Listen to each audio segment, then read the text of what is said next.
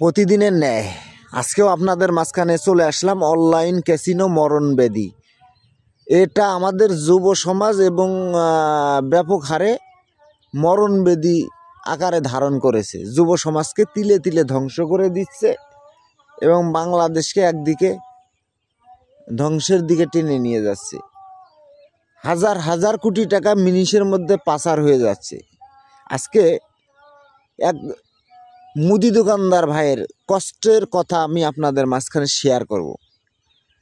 সে একজন দোকানদার মানুষ, সেই অনলাইন ক্যাসিনো মরণব্যাধিতে আসক্ত হয়ে তার 18 থেকে 22 লক্ষ টাকা সে ধ্বংস করে দিয়েছে এবং নষ্ট করে দিয়েছে।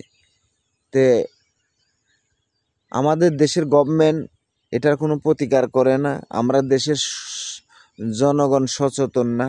দেশের আইনের যারা ঊর্ধ্বতম কর্মকর্তা আছি তারাও কোনো কথা বলি না। আসলে আজকে আপনি কথা বলতেছেন না, কালকে আপনার ছেলেই এই পথে পা রাখবে। দেখা গেছে এই মিনিটের মধ্যে হাজার হাজার কোটি টাকা এই অনলাইন ক্যাসিনো থেকে দেশ থেকে পাচার হয়ে যাচ্ছে।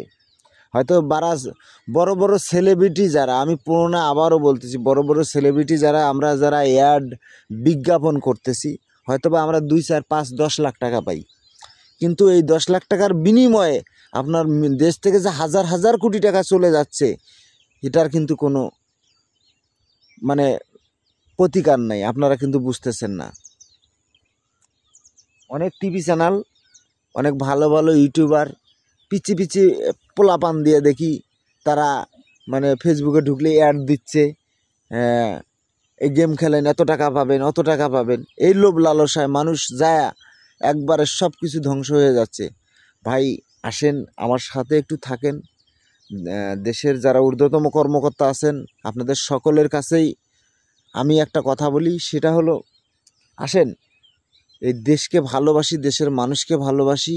এই অনলাইন ক্যাসিনো মরণব্যাধি থেকে সকলকে উদ্ধার করি এবং আমরা দেশ ও জাতি সমাজকে উদ্ধার করি। এরকম হাজারো মুদি দোকানদার, হাজারো গরু ব্যবসায়ী, হাজারো অটো চালক, হাজারো ট্রাক চালক, হাজারো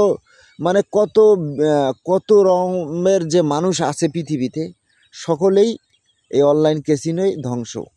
কিন্তু আসেন আমরা সকলে, আমি আপনি সকলেই, দেখেন আমি আজ পুকুরের পাড়ে দাঁড়িয়ে আছি, দেখেন পুকুরের পানি যেরকম নিস্তব্ধ, কোনো রকম দেখেন আমি ক্যামেরা ধরছি, কোনো রকম নড়াচড়া করতেছে না।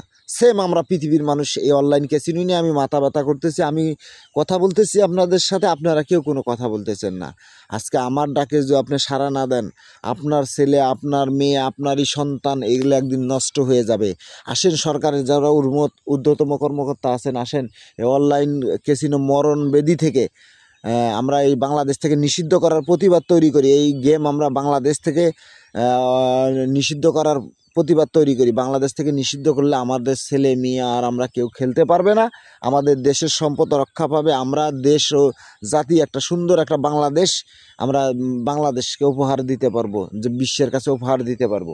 আসেন প্লিজ, যারা সরকারের ঊর্ধ্বতম কর্মকর্তা আছেন তারা এই বিষয়টা নিয়ে একটু মাথা একটু ঘামান ভাই প্লিজ।